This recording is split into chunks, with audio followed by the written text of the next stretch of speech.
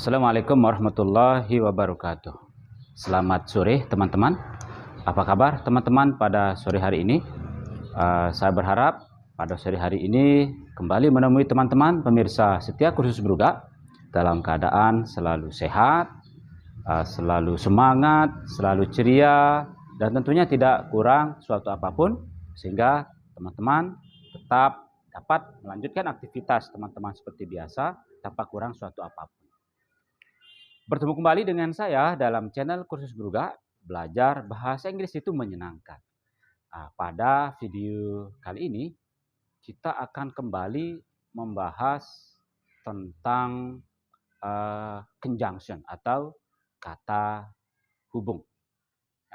Akan tetapi sebelum kita membahas tentang materi pada video kali ini, saya ingin kembali mengucapkan terima kasih yang sebesar-besarnya kepada teman-teman pemirsa setia kursus Brugak yang telah dengan setia selalu mendukung perkembangan channel kursus Brugak ini, sehingga tetap berbagi kemanfaatan dalam bentuk mengunggah video-video pembelajaran bahasa Inggris yang tentunya kita kemas dengan cara-cara yang menyenangkan dan tentunya dengan membandingkan pola penulisan bahasa Indonesia dengan pola penulisan bahasa Inggris. Bagi teman-teman yang baru bergabung dalam channel Kursus Brugak ini, saya juga tidak lupa mengucapkan terima kasih karena sudah menekan tombol like. Dan bagi teman-teman yang belum menekan tombol subscribe, silahkan. Saya berharap agar teman-teman tidak lupa menekan tombol subscribe dan mengaktifkan notifikasi lonceng agar teman-teman tidak melewatkan video-video pembelajaran menarik yang kami unggah dalam channel Kursus Brugak ini. Baik teman-teman, apa materi yang akan kita bahas pada video kali ini? Judul materinya adalah tentang kata gabung atau kata hubung meskipun. Baik, kita tulis saja. Judul materinya adalah kata hubung atau kata gabung meskipun. Meskipun sama dengan walaupun. Meskipun atau walaupun. Meskipun atau walaupun dalam bahasa Inggris mempunyai beberapa atau banyak bahasa Inggrisnya. Meskipun atau walaupun bahasa Inggrisnya banyak. Baik. Misalnya di sini ada kata although, kemudian ada kata even though atau juga kata though. Kemudian ada juga meskipun, in spite of, dan juga ada kata despite. Ini bahasa Inggris dari kata meskipun atau walaupun. Nah, pada video kali ini kita akan belajar bagaimana cara menggunakan kata gabung atau conjunction meskipun ini. Lengkap dengan polanya beserta contohnya. Nah, baik teman-teman, kita langsung saja. Cara penggunaan meskipun, although, even though, dan though ini berbeda dengan cara penggunaan kata in spite of dan despite. Meskipun mereka mempunyai makna yang sama, akan tetapi mereka mempunyai cara penggunaan yang berbeda. Kalau dulu, ketika menggabungkan atau menghubungkan kalimat menggunakan kata meskipun ini, kita secara sembarang saja menggunakan meskipun tanpa mengetahui apa perbedaan penggunaannya. Nah, akan tetapi setelah menonton dan belajar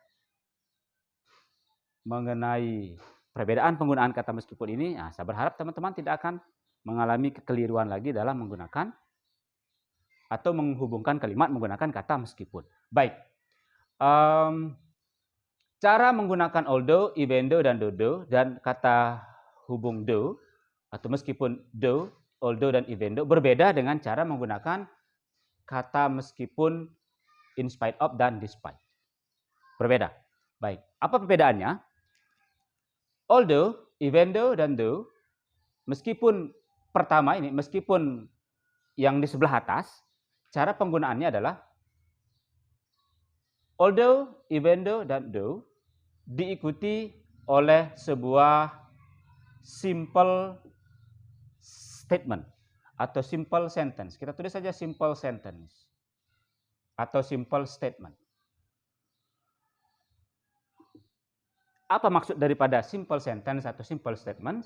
Maksudnya adalah diikuti, meskipun yang kelompok pertama ini diikuti oleh minimal sebuah subjek, kemudian sebuah kata kerja. Atau kalau tanpa kata kerja, maka menjadi subjek ditambah to be satu, kemudian adjective, noun, dan adverb. Nah, demikian cara menggunakan meskipun yang di sebelah atas. Kemudian cara menggunakan meskipun, in spite of, dan despite. Cara penggunaannya, meskipun di sebelah bawah ini nantinya diikuti oleh bisa noun phrase atau frase kata benda, juga bisa diikuti oleh noun itu sendiri, atau bisa diikuti oleh kata sifat. Nah, jadi begini cara menggunakan meskipun kelompok pertama dan meskipun kelompok kedua. Nah, baik, untuk meningkatkan pemahaman teman-teman mengenai bagaimana cara menggunakan meskipun yang kelompok atas dan kelompok bawah ini, baik, sekarang saya akan menuliskan contoh-contohnya. Baik, teman-teman pemirsa setia kursus Bruga, di sini saya sudah menuliskan dua contoh kalimat yang sama-sama menggunakan kata hubung atau conjunction meskipun.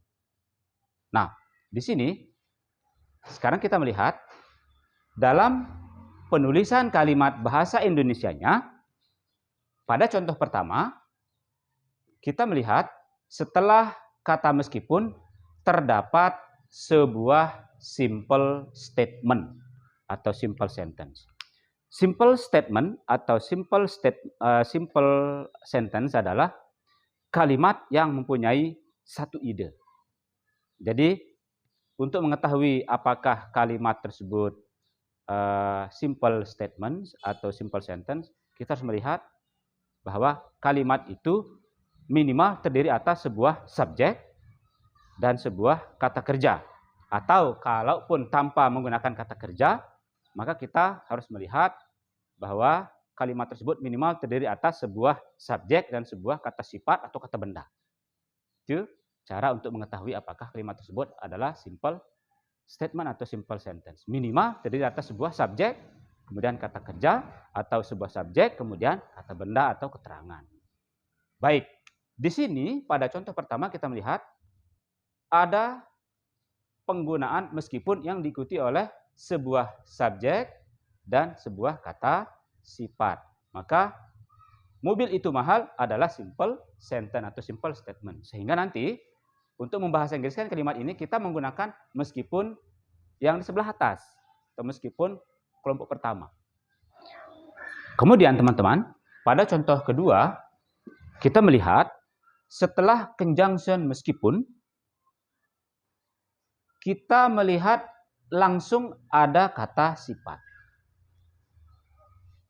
Seperti yang kita ketahui, jika setelah kata meskipun langsung terdapat kata sifat, kata benda atau noun phrase, frase yang menggunakan kata benda, maka meskipun yang kita gunakan adalah meskipun kelompok kedua, yaitu menggunakan in spite of dan despite.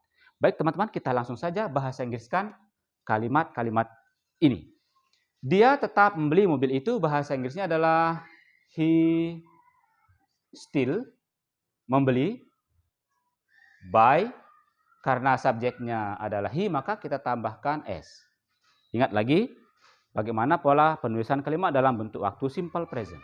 He still buys, mobil itu, that car, ya, koma, meskipun mobil itu mahal, kita menggunakan salah satu di atas. Kita pilih saja misalnya kata although. Although mobil itu, that car, karena kalimat ini, mobil itu mahal, adalah kalimat yang tidak menggunakan kata kerja, maka setelah subjek kita harus meletakkan to be. Sehingga bahasa Inggrisnya adalah although that car is expensive. Nah, begini cara penggunaan meskipun yang pertama. Kemudian, bagaimana dengan cara penggunaan meskipun yang kedua, pada contoh yang kedua, dia tetap membeli mobil itu, bahasa Inggrisnya adalah he still buys that car, meskipun mahal, kita pilih salah satu, atau kita pilih despite saja, despite expensive. Nah, demikian teman-teman cara menggunakan kata hubung meskipun. Nah, sekarang kita beralih ke contoh berikutnya. Baik, teman-teman pemirsa setia kursus Brugak, sekarang kita beralih ke contoh berikutnya. Contoh yang pertama berbunyi, meskipun pohon itu sangat tinggi, mereka tetap memanjatnya. Kemudian contoh kedua berbunyi, mereka tetap memanjat pohon itu meskipun tinggi. Nah, sekarang kita fokus pada kata meskipun. Pada contoh pertama, setelah kata meskipun, kita melihat adanya sebuah simple statement atau simple sentence. Atau kita melihat sebuah kalimat utuh yang terdiri atas sebuah subjek, kemudian ada kata sifat di sini. Nah, jadi ada subjek. Kemudian pada contoh yang kedua, kita melihat setelah kata meskipun hanya ada kata sifat saja. Nah, seperti yang sudah saya jelaskan sebelumnya bahwa jika setelah kata meskipun atau walaupun terdapat sebuah kalimat yang terdiri atas sebuah subjek, kemudian kata sifat atau kata kerja, sebuah simple statement, maka meskipunnya menggunakan although, even though, atau though. Nah, sedangkan jika kita melihat setelah kata meskipun hanya ada kata sifat, hanya ada kata benda saja, atau hanya ada noun phrase, tanpa adanya sebuah subjek atau tanpa simple statement, maka kita menggunakan meskipun atau walaupun, bisa in spite of atau bisa despite. Nah, sekarang kita langsung saja membahasa Inggriskan kalimat yang pertama. Baik, kita pakai saja even though misalnya. Even though pohon itu, that tree is very high, mereka tetap memanjatnya. Bahasa Inggrisnya, they still climb it. Nah, demikian teman-teman, contoh yang pertama. Kemudian pada contoh yang kedua, mereka tetap memanjat pohon itu. Kita langsung saja bahasa Inggriskan, they still climb that tree. Meskipun tinggi, kita pakai saja misalnya in spite of high. Nah, demikian teman-teman perbedaan penggunaan meskipun atau walaupun, although, even though, though, dan meskipun atau walaupun yang in spite of dan despite. Jadi saya berharap teman-teman bisa memahami materi ini dengan baik dan tanpa mengalami kesulitan apapun. Sebelum kita tutup, saya ingin kembali menyimpulkan bahwa kata hubung atau conjunction although, even though, though, yang berarti meskipun atau walaupun digunakan jika setelah kata meskipun atau walaupun terdapat sebuah simple sentence atau sebuah kalimat sederhana yang terdiri atas sebuah subjek, sebuah kata kerja atau objek, dan sebuah subjek atau kata sifat. Nah, jadi ada subjek setelah kata meskipun atau walaupun. Nah, kemudian meskipun atau walaupun yang menggunakan in spite of atau despite digunakan jika setelah kata meskipun atau walaupun hanya ada kata sifat saja, atau hanya ada kata benda saja, atau hanya ada noun phrase saja. Jadi bukan berbentuk simple statement atau kalimat sederhana.